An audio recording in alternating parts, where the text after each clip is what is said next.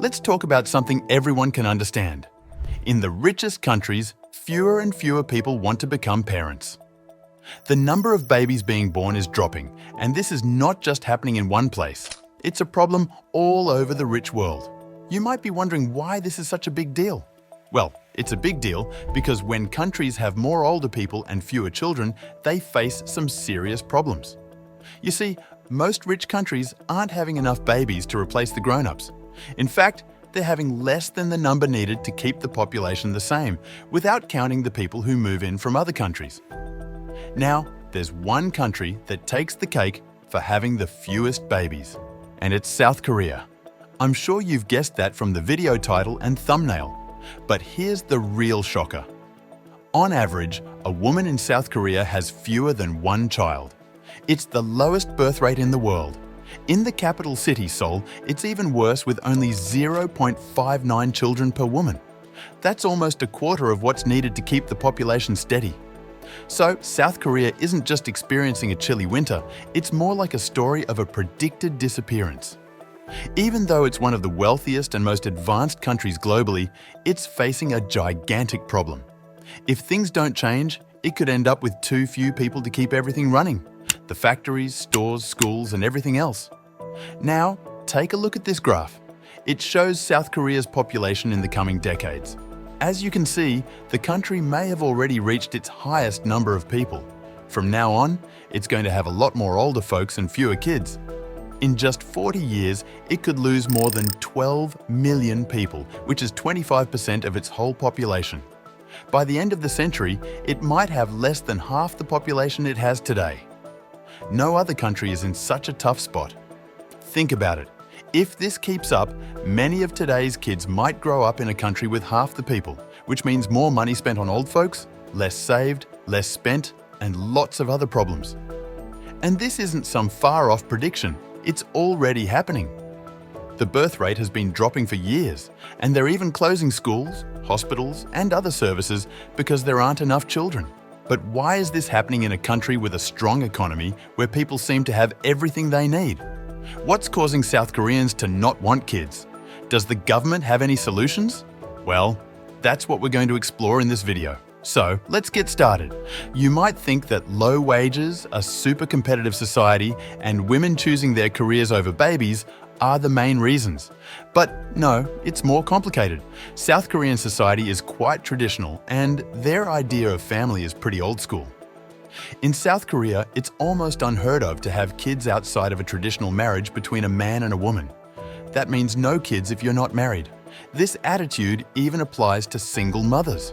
Only 2.9% of babies born in 2021 were born to unmarried mothers, while the average for other rich countries is a whopping 40%. So in South Korea, you're expected to get married before having kids. Anything different is seen as wrong. And let's not even start on same-sex families. In South Korea, they're not seen as a good thing for kids. All this cultural pressure means that women are put in a tough spot. They either have to find a husband, no matter what it takes, to have kids, or forget about motherhood and focus on their careers. Many are choosing the second option. Over the last decade, the acceptance of single motherhood has gone up a bit, but it's still not enough. Public institutions are slow to change, and laws still say that fertility treatments are only for married couples. So, if you're a single woman, you're out of luck. Also, South Korean women are still expected to take care of the kids, even if they have jobs. This doesn't match modern life and women's ambitions. A lot of women don't want to deal with it. You won't believe this, but in a 2020 survey, 42.5% of South Koreans in their 30s weren't married. That's 13% higher than a decade earlier. In fact, 4 out of 10 households in South Korea are single-person households, and the number of marriages is at its lowest point since 1970. This means that young South Korean women aren't keen on getting married and taking on the cultural and societal pressures that come with it. And without marriage, there are fewer kids being born. Divorce is also a no-go in South Korean society. Even though it's legal, women who get divorced face discrimination, although it's becoming more accepted thanks to TV shows and movies. South Korean women worry that getting married could lead to trouble later on if things don't work out. This makes them even less eager to get married these days. And believe it or not, there's a women's movement in South Korea called the Four No's. No dating, no sex with men, no marriage, and no children. Traditional family values are becoming less popular among young people. All these factors together mean that fewer and fewer women in South Korea want to have kids. And that's why the birth rate is so low. Now you might be thinking, what's the government doing about all this? Well, they're trying, but it seems like they're throwing darts in the dark. Get this. Over the past 16 years, South Korea has spent a whopping $200 billion on policies to encourage people to have more babies, and it hasn't made a dent. In fact, they've been spending about $12.5 billion every year on these policies. That's roughly the same as Spain's annual defense budget. But here's the kicker, it's not working. The government has admitted it's not working, but they keep doing it anyway.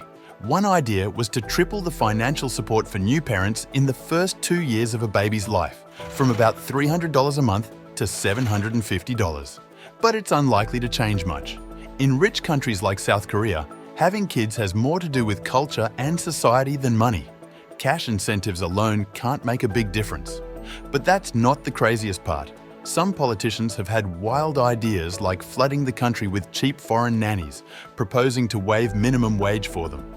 They've even thought about letting men with 3 or more kids skip military service, even though that won't work if there are no women willing to have kids. And here's where it gets really bizarre.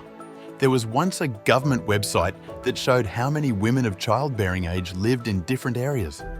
It's like a modern version of Farmer Wants a Wife, except the women didn't know they were being picked for the show, and no one asked if they wanted to get married. Some local governments even subsidized the purchase of foreign brides. Yes, that's right. There's a kind of mail-order bride industry in South Korea, and some municipalities offer up to almost $10,000 to help cover the cost. There are even marriage brokers arranging these deals. Crazy, right? So South Korea has a massive problem with its birth rate, and it's getting worse. Many women are saying no to motherhood and marriage. The country's still struggling to adapt to modern family roles and come up with effective policies. It's a tricky situation, but the good news is that things are slowly changing. The bad news is that there's still a long way to go. We are aware that creating videos requires a lot of time and attention to detail as we work tirelessly to provide informative and interesting content. If you enjoy our content, please consider hitting the like button, sharing it with your friends, and subscribing to our channel. We sincerely appreciate your support. Your unwavering support is extremely valuable to us. We appreciate you watching, and we hope to see you in our next video.